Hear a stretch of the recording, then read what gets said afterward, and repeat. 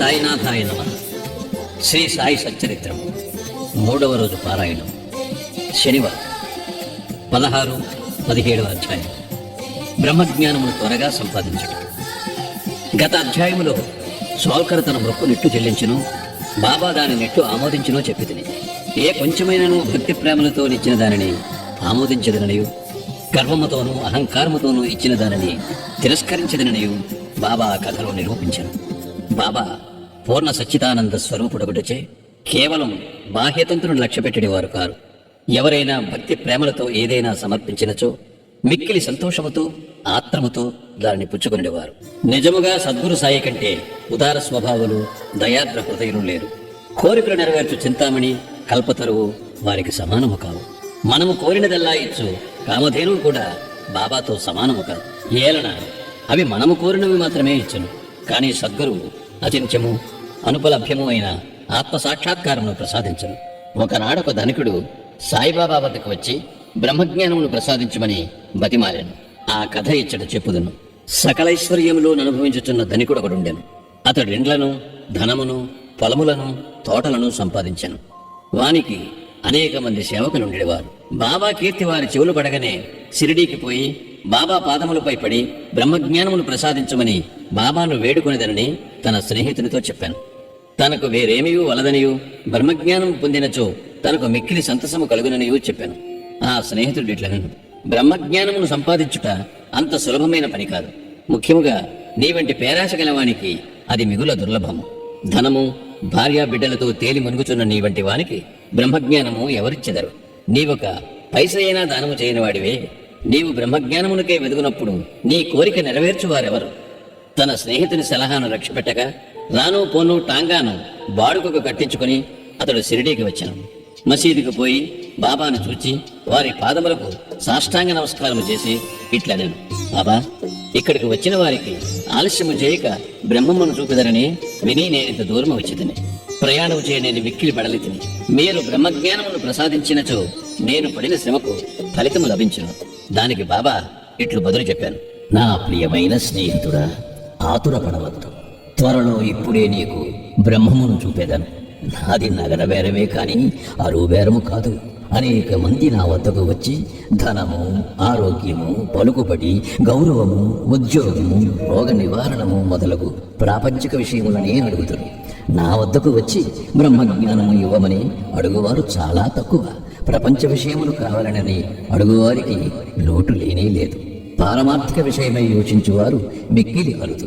కావున నీ వంటి వారు వచ్చి బ్రహ్మజ్ఞానము కావాలనని అడుగు సమయము శుభమైనది, శ్రేయోదాయకమైనది. కనుక సంతసముతో నీకు బ్రహ్మమును దానికి సంబంధించిన వానినన్నిటినీ చూపెదను. ఇట్లని బాబా వానికి బ్రహ్మమును చూపుట మొదలెడెను. వానిని అక్కడ కూర్చుండమని ఏదో సంభాషణలోకి దించాను. అప్పటికాతడు తన ప్రశ్న తానే మరుచినట్లు చేశాను. ఒక బాలుని పిలిచి నందు మార్వాడి వద్దకు పోయి 5 రూపాయలు చేబదులు తమ్మనను. కుర్రవాడి పోయి వెంటనే తిరిగి వచ్చి నందు ఇంటి వద్ద లేడనియు, వాని ఇంటి వాకిలికి తాళము వేసి ఉన్నదనియు చెప్పాను. కిరాణా దుకాణదారు బాలా వద్దకు పోయి అప్పు తెమ్మని బాబా అనెను. ఈసారి కూడా కుర్రవాడు వట్టి చేతులతో తిరిగి వచ్చాను. ఇంతకిద్దరు ముగ్గురి వద్దకు పోగా ఫలితం లేకపోయాను. సాయిబాబా సాక్షాత్ పరబ్రహ్మవతారమే అని మనకి తెలియను. అయినచో 5 రూపాయలు అప్పు చేయవలసిన అవసరమేమి? వారికి అంత చిన్న మొత్తముతో ఏమి పని అని ఎవరైనా అడగవచ్చును. వారికి ఆ డబ్బు అవసరమే లేదు. నందు మరియు బాలా ఇంటి వద్ద లేరని వారికి తెలిసే ఉండును. ఇది ఎంతయు బ్రహ్మజ్ఞానము కోరి వచ్చిన వారి కొరకై జరిపించి ఎందురు. ఆ పెద్ద మనిషి వద్ద నోటులు కట్టి ఉండెను. అతనికి నిజముగా బాబా వద్ద నుంచి బ్రహ్మజ్ఞానము కావలసి ఉన్నచో బాబా అంత ప్రయాసపడుచున్నప్పుడు అతడు ఊరకే కూర్చుండడు. బాబా ఆ పైకమును తిరిగి ఇచ్చివేయనని కూడా వానికి తెలియను. అంత చిన్న మొత్తమైనప్పటికీ వాడు తెగించి ఇవ్వలేకపోయాను. అట్టి వానికి బాబా వద్ద నుంచి బ్రహ్మజ్ఞానము కావాలనట. నిజముగా బాబా యందు భక్తి ప్రేమలు కలవాడెవడైనను వెంటనే 5 రూపాయలు తీసి ఇచ్చి ఉండునే కాని ప్రేక్షకుని వలె ఊరికే చూచుచూ కూర్చుని ఉండడు. ఈ పెద్ద మనిషి వైఖరి శుద్ధ విరుద్ధముగా నుండెను. వాడు డబ్బు ఇవ్వలేదు సరికదా, బాబాను త్వరగా బ్రహ్మజ్ఞానం ఇవ్వమని తొందర పెట్టుచుండాను. అప్పుడు బాబా ఇట్లనేను, ఓ మిత్రుడా, నేను నడుపుతున్న దానిని అంతటినీ గ్రహించలేకుంటివా ఏమి? ఇచ్చట కూర్చుండి నీవు బ్రహ్మమును చూచుటకై ఇదంతయో జరుపుతున్నాను. సూక్ష్మముగా విషయమిది. బ్రహ్మమును చూచుటకు 5 వస్తువులు సమర్పించవలను. అవి ఏమనా? పంచ ప్రాణములు, పంచేంద్రియములు, మనస్సు, బుద్ధి, అహంకారం.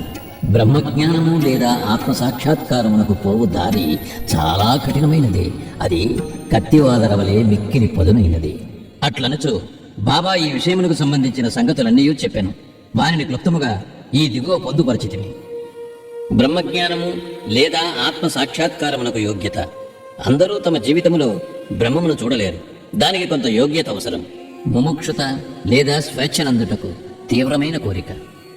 ఎవడైతే తాను బద్ధుడనని గ్రహించి బంధనముల నుండి విడివడుటకు కృతనిశ్చయుడై శ్రమపడి ఇతర సుఖములను లక్ష్యపెట్టక దానిని పొందుటకై ప్రయత్నించునో వాడు ఆధ్యాత్మిక జీవితమునకు అర్హుడు. విరక్తి లేదా ఇహపర సౌఖ్యములందు విసుగు చెందుట. ఇహపరలోకములందు గల గౌరవములకు విషయములకు విసుగు చెందిన గాని పారమార్థిక రంగములో ప్రవేశించుటకు అర్హత లేదు. అంతర్ముఖత. మన ఇంద్రియములు బాహ్యమును చూచుటకే భగవంతుడు సృజించి ఉన్నాడు. కనుక మనుష్యుడెప్పుడునూ బయటనున్న వారిని చూచును. కాని ఆత్మ సాక్షాత్కారము లేదా మోక్షమును కోరువాడు దృష్టిని లోపలికి పోనిచ్చి లోనున్న ఆత్మను ఏకధ్యానముతో చూడవలేను. పాప విమోచన పొందుట. మనుష్యుడు దుర్మార్గ మార్గము నుండి బుద్ధిని మరలించనప్పుడు, తప్పులు చేయటం మాననప్పుడు, మనస్సును చెలింపకుండా నిలబెట్టలేనప్పుడు జ్ఞానము ద్వారా కూడా ఆత్మ సాక్షాత్కారమును పొందలేడు. సరి అయిన నడవడి. ఎల్లప్పుడూ సత్యమును పలుకుచు, తపస్సు చేయుచు, లోన చూచుచు బ్రహ్మచారిగా నుండిన గాని ఆత్మ సాక్షాత్కారము లభించదు. ప్రియమైన వాని కంటే శ్రేయస్కరమైన వానిని కోరుట. లోకములో 2 తీరుల వస్తువులున్నవి. ఒకటి మంచిది, రెండవది ప్రీతికరమైనది. మొదటిది వేదాంత విషయములకు సంబంధించినది, రెండవది ప్రాపంచిక విషయములకు సంబంధించినది. ఈ రెండును మానవుని చేరుడు. వీనిలో ఒకదానినే అతడు ఎంచుకునవలను. తెలివి గలవాడు మొదటి దానిని అనగా శుభమైన దానిని కోరును. బుద్ధి తక్కువ వాడు రెండవ దానిని కోరును. మనస్సును ఇంద్రియములను స్వాధీనమందుంచుకునుట. శరీరము రథం, ఆత్మ దాని యజమాని. బుద్ధి ఆ రథమును నడుపు సారథి. మనస్సు కళ్ళెము, ఇంద్రియములు గుర్రములు. ఇంద్రియ విషయములు వాని మార్గములు. ఎవరికి గ్రహించు శక్తి లేదో, ఎవరి మనస్సు చంచలమైనదో, ఎవరి ఇంద్రియముల అస్వాధీనములో ఉండునో వాడు గమ్యస్థానమును చేరలేడు. సావు పుట్టుకుల చక్రములో పడిపోను. ఎవరికి గ్రహించు శక్తి గలదో, ఎవరికి మనస్సు స్వాధీనమందున్నదో, ఎవరి ఇంద్రియములు స్వాధీనమందుండునో, ఎవడు తన బుద్ధిని మార్గదర్శిగా గ్రహించి తన మనస్సును పగ్గముతో లాగి పట్టుకొనగలడో వాడు తన గమ్యస్థానమును చేరగలడు, విష్ణుపదమును చేరగలడు. మనస్సును పావనము చేయుట. మానవుడు ప్రపంచంలో తన విధులను తృప్తిగా ఫలాపేక్ష లేకుండా నిర్వర్తించని ఎడల అతని మనస్సు పావనము కాదు. మనస్సు పావనము కానిదే అతడు ఆత్మ సాక్షాత్కారము పొందలేడు. పావనమైన మనస్సులోనే వివేకము, వైరాగ్యము మొలకలెత్తి క్రమముగా ఆత్మ సాక్షాత్కారమునకు దారి తీయును. అహంకారము రాలిపోనిదే, లోభము నశించనిదే, మనస్సు కోరికలను విడిచిపెట్టనిదే ఆత్మ సాక్షాత్కారమునకు అవకాశము లేదు. దేహమే నేననుకునుట గొప్ప భ్రమ. ఈ అభిప్రాయమందు అభిమానముండుటే బంధమునకు కారణం. నీవు ఆత్మ సాక్షాత్కారమును కాంక్షించినచో ఈ అభిమానమును విడువవలను. గురువు యొక్క ఆవశ్యకత. ఆత్మజ్ఞానము మిక్కిలి సూక్ష్మము, గూఢము అయినది. ఎవరైనను తమ స్వశక్తిచే దానిని పొందుట కాశించలేరు. కనుక ఆత్మ సాక్షాత్కారము పొందిన గురువు సహాయము మిక్కిలి అవసరం. గొప్ప కృషి చేసి శ్రమించి ఇతరులు ఇవ్వలేని దానిని అతి సులభముగా గురువు నుండి పొందవచ్చును. వారు ఆ మార్గమందు నడిచి ఉన్నవారు కావున శిష్యుని సులభముగా ఆధ్యాత్మిక ప్రగతిలో క్రమముగా ఒక మెట్టు మీద నుంచి ఇంకొక పై మెట్టులకు తీసుకుని పోగలరు. భగవంతుని కటాక్షము ఇది అన్నిటికంటే మిక్కిలి అవసరమైనది. భగవంతుడు తన కృపకు పాత్రులైన వారికి వివేకమును, వైరాగ్యమును కలుగజేసి సురక్షితముగా భవసాగరము నుండి తరింపజేయగలడు. వేదములు అభ్యసించుట వల్ల గాని, మేధాశక్తి వల్ల గాని, పుస్తక జ్ఞానము వల్ల గాని ఆత్మానుభూతి పొందలేరు. ఆత్మ ఎవరిని వరించునో వారే దానిని పొందగలరు. అట్టి వారికే ఆత్మ తన స్వరూపమును తెలియజేయనని కఠోపనిషత్తు చెప్పుతున్నది. ఈ ప్రసంగము ముగిసిన పిమ్మట బాబా ఆ పెద్ద మనిషి వైపు తిరిగి, అయ్యా, నీ జేబులో బ్రహ్మము 50 5 రూపాయల నోట్ల రూపముతో ఉన్నది. దయచేసి దాన్ని బయటకు తీయు. ఆ పెద్ద మనుష్యుడు తన జేబు నుంచి నోట్ల కట్టను బయటకు తీశాను. లెక్క పెట్టగా సరిగ్గా 25 10 రూపాయల నోట్లుండెను. అందరూ మిక్కిలి ఆశ్చర్యపడేది. బాబా సర్వజ్ఞతను చూచి వాని మనస్సు కరిగెను. బాబా పాదములపై పడి వారి ఆశీర్వాదములకై వేడెను. అప్పుడు బాబా ఇట్లనెను, నీ బ్రహ్మపు నోట్ల కట్టలను చుట్టిపెట్టు. నీ పేరాశను, లోభమును పూర్తిగా వదలనంత వరకు నీవు నిజమైన బ్రహ్మమును చూడలేవు. ఎవరి మనస్సు ధనమందు, సంతానమందు, ఐశ్వర్యమందు లగ్నమై ఉన్నదో వాడ అభిమానమును పోగొట్టుకొనంత వరకు బ్రహ్మమునెట్లు పొందగలడు? అభిమానమనే భ్రమ, ధనమందు తృష్ణ, దుఃఖమును సుడిగుండము వంటిది. అది అసూయ, అహంభావమును మొసళ్లతో నిండి ఉన్నది. ఎవడు కోరికలు లేనివాడో వాడు మాత్రమే ఈ సుడిగుండమును దాటగలడు. పేరాశయు, బ్రహ్మజ్ఞానమును ఉత్తర దక్షిణ ధ్రువములు వంటివి. అవి శాశ్వతముగా ఒకటికొకటి బద్ధ వైరము గలవి. ఎక్కడ పేరాశ గలదో అక్కడ బ్రహ్మము గూర్చి ఆలోచించుటకు గాని దాని ధ్యానమునకు గాని తావులేదు.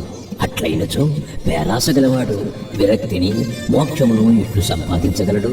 లోపుకి శాంతి గాని, సంతుష్టి కాని, దృఢ నిశ్చయము గాని ఉండవు. మనస్సునందు ఏమాత్రము పేరాశయునను సాధనలన్నీ నిష్ప్రయోజనములు. ఎవడు ఫలాపేక్ష రహితుడు కాడు, ఎవడు ఫలాపేక్ష కాంక్షణ నిలువడు, ఎవనికి వాని యందు విరక్తి లేదో అట్టివాడు గొప్ప చదువరి అయినప్పటికీ వాని జ్ఞానమెందుకు పనికిరానిది. ఆత్మసాక్షాత్కారము పొందుటకి ఇది వారికి సహాయపడదు. ఎవరి అహంకార పూరితులు, ఎవరింద్రియ విషయముల గూర్చి ఎల్లప్పుడూ చింతించెదరో వారికి గురుబోధలు నిష్ప్రయోజనముడు. మనస్సును పవిత్రమనుచుట తప్పనిసరి అవసరం. అది లేనిచో మన ఆధ్యాత్మిక ప్రయత్నములన్నీ ఆడంబరము, డాంబికము కొరకు చేసినట్లగును. కావున దేనిని జీర్ణించుకొనగలడో, దేనిని శరీరములకు పట్టించుకొనగలడో దానినే వాళ్ళు తీసుకునవలెను. నా ఖజానా నిండుగా ఉన్నది. ఎవరికి ఏది కావలసినా దానిని వారికి ఇవ్వగలను. కానీ వారికి పుచ్చుకునే యోగ్యత కలదా లేదా అని నేను మొదట పరీక్షించవలెను. నేను చెప్పిన దానిని జాగ్రత్తగా విన్నచో నీవు తప్పక మేలు పొందలేవు. ఈ మసీదులో కూర్చుని నేను ఎప్పుడూ అసత్యములు పలుకను. ఒక అతిథిని ఇంటికి పిలిచినప్పుడు ఇంటిలోని వారు, అక్కడున్నవారు, స్నేహితులు, బంధువులు కూడా అతిథితో పాటు విందులో పాల్గొందరు. కావున అప్పుడు మసీదులో ఉన్న వారందరూ బాబా ఆ పెద్ద మనుషులకు చేసిన ఈ ఆధ్యాత్మిక విందులో పాల్గొనరే. బాబా ఆశీర్వాదములను పొందిన పిమ్మట అచ్చట ఉన్నవారందరూ ఆ పెద్ద మనిషితో సహా మిక్కిలి సంతోషముతో సంతుష్టి చెందిన వారే వెళ్లిపోయారు. బాబా వారి వైశిష్టం అనేక మంది సన్యాసులు ఇండ్లు విడిచి అడవులలోని గుహలలోనూ ఆశ్రమములలోనూ ఒంటరిగా నుండి జన్మరాహిత్యమును గాని మోక్షమును గాని సంపాదించుటకు ప్రయత్నించెదరు. వారితరుల గురించి ఆలోచించక ఆత్మానుసంధానముందే మునిగి ఎందురు. సాయిబాబా అట్టి వారు కారు. బాబాకు ఇల్లు గాని, భార్య గాని, సంతానము గాని, బంధువులు గాని లేరు. అయినప్పటికీ వారు సమాజంలోనే ఉండేవారు. బాబా 4-5 ఏళ్ల నుండి భిక్ష చేసి ఎల్లప్పుడూ వేప చెట్టు కిందనే కూర్చునేవారు. లౌకిక విషయములందు మగ్నులైన జనులకు ఈ ప్రపంచంలో నెట్లు ప్రవర్తించవలేను బోధించుడేవారు. ఆత్మ సాక్షాత్కారము పొందిన పిమ్మట కూడా ప్రజల క్షేమమునకై పాటుపడు సాధువులు, యోగులు మిక్కిలి అరుదు. అట్టి వారిలో శ్రీ సాయిబాబా ప్రథమ గణ్యుడు. కనుక హేమంత్ పంత్ ఇట్లు చెప్పాను: ఏ దేశమునందు సాయిబాబా అను ఈ అపూర్వము, అమూల్యము అయిన పవిత్ర రత్నము పుట్టినదో ఆ దేశము ధన్యము. ఏ కుటుంబములో వీరు పుట్టిరో అది ధన్యము. ఏ తల్లిదండ్రులకు వీరు పుట్టిరో వారు ధన్యులు. 16-17 అధ్యాయములు సంపూర్ణము. సద్గురు శ్రీ సాయినాథార్పణమస్తు. శుభం.